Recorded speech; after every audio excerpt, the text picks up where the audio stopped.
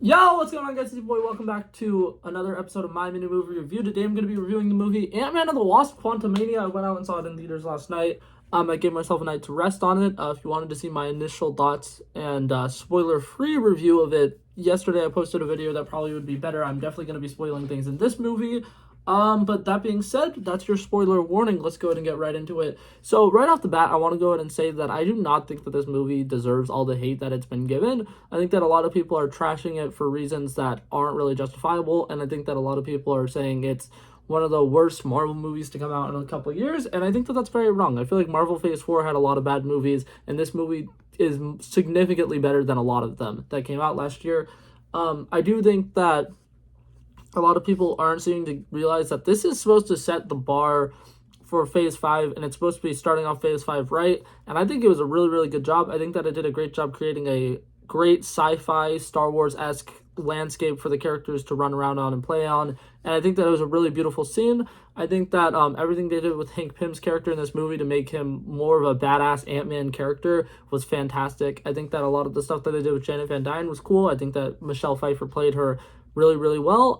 I do agree that there's some things that really should have been, addressed kind of in between movies that they didn't. And so a lot of the stuff with Janet's character kind of feels like, why hasn't she said this? Why hasn't she done this already? Why didn't they tell them, hey, this is stuff that's happening in Quantum Realm? Why would she keep certain things a secret? It does kind of seem a little weird for her character. But at the same time, you got to realize she was there for 30 years. Obviously, she's not going to want to come back and immediately be like, oh, here's everything that I did. In fact, the fact that she just wanted to get back to living a normal life makes so much more sense. I don't understand why a lot of people are kind of trashing on her character online. They're like, this doesn't really make sense. She seems like a totally different person.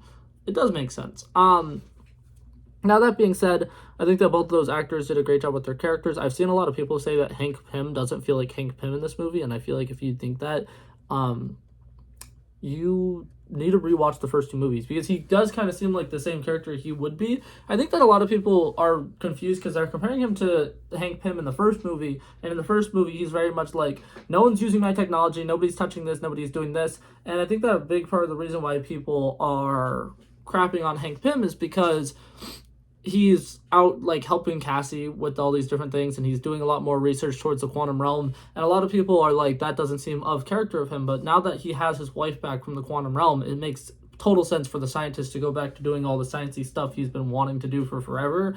Another thing I do want to say about this movie, something that does disappoint me about this movie, is this is the third Ant-Man movie in the trilogy, and this is the second movie that has Ant-Man and the Wasp in the title, and the Wasp is barely in it. She got sidelined again. This is the third time that she's been in the movie with Ant-Man, and she's been more of a sideline character, and it does kind of piss me off that they don't do more with Evangeline Lilly's character. I think that she is a great actress. I think that she definitely has what it takes to be more of a bigger role, and the fact that they kind of sidelined her for Cassie in this movie does make me a little upset, especially because they're making the name of the movies Ant-Man and the Wasps, and then another Ant-Man and the Wasp movie, and the Wasp is barely in it.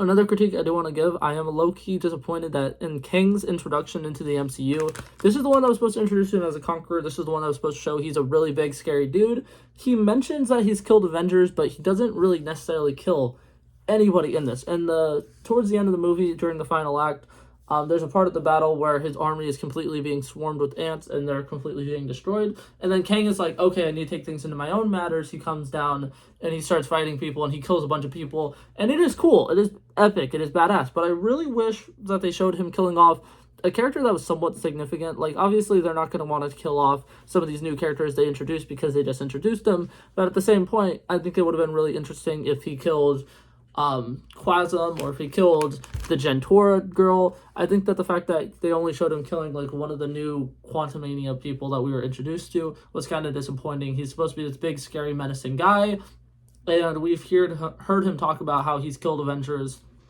and how he slaughtered a bunch of people, but we don't actually get to see much of that in the movie. That being said, I do think that Jonathan Majors did a phenomenal job acting in this movie. I think that he did a great job portraying the villain. Every time he had a monologue, it was captivating. It was great. Every time he had a fight scene, it was pretty dope. And the first scene where him and Ant-Man meet and interact, and Ant-Man's in the jail cell, and he's just like slightly lifting his finger and like throwing Ant-Man across his jail cell is so fucking dope, so badass. I think that it was a really, really cool way to introduce him. The fact that there was kind of a scene where he was like torturing Ant-Man was pretty cool. I thought that was dope. And like I said, Jonathan Majors played the villain really, really well. Now to some of the things that I feel like a lot of people are probably like not okay with in this movie. The fact that not a lot of characters grow in this movie, I understand why that could be a flaw for some people, but I think that people need to realize this is an Ant-Man movie, and in the first Ant-Man movie, Ant-Man doesn't really grow much. Like, obviously, he becomes a father, but he's still doing a legal thing so that he can be a father, and there's not a lot of growth there. And then Antman and the Wasp, there is a lot more growth necessarily with the fact that he's like, okay, I'm an Ant-Man, I need to save people, this is what I need to do. And then he's kind of realizing that, what is it called? He needs to take things a little more seriously. But that being said, it's still an Ant-Man movie. He's a joking character. He's not the kind of person who's like, oh my god, I need to lay down my life to save people. I think that people who are really hating on this movie don't seem to realize that it is an Ant-Man movie. At the end of the day, even though it's a bigger movie, it's a bigger scale, it's Ant-Man. And they do basically what the other two Ant-Man movies do relatively well. And then the one thing that I would say that really pisses me off about this movie is it doesn't seem to end the trilogy at all. And here's the thing, I understand that they're planning on making another Ant-Man movie. They announced that at some point last week, and it actually pissed me off because they announced it before the movie came out.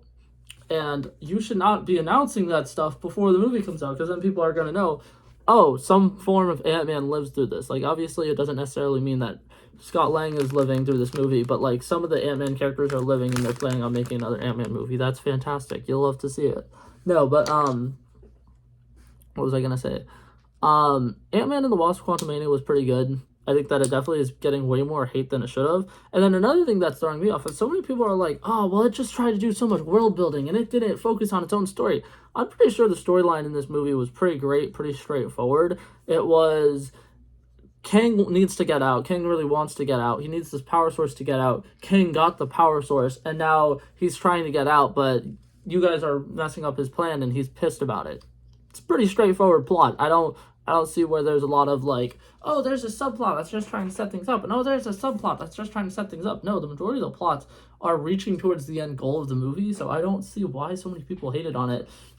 Overall, I don't think that this is a phenomenal movie. I don't by any means think it's a perfect movie, but I think it's a great movie, and I personally think that this will probably be in my top 20 MCU list, which a lot of people hear top 20 and is like, that's not very great. The MCU has more than 41 things in it, so that's pretty good. But that being said, my final grade that I'm giving this movie is a solid 83. I think that it was very good. I think that it was a very enjoyable movie. I'm probably going to go back and see it in theaters again. I thought that it was fantastic.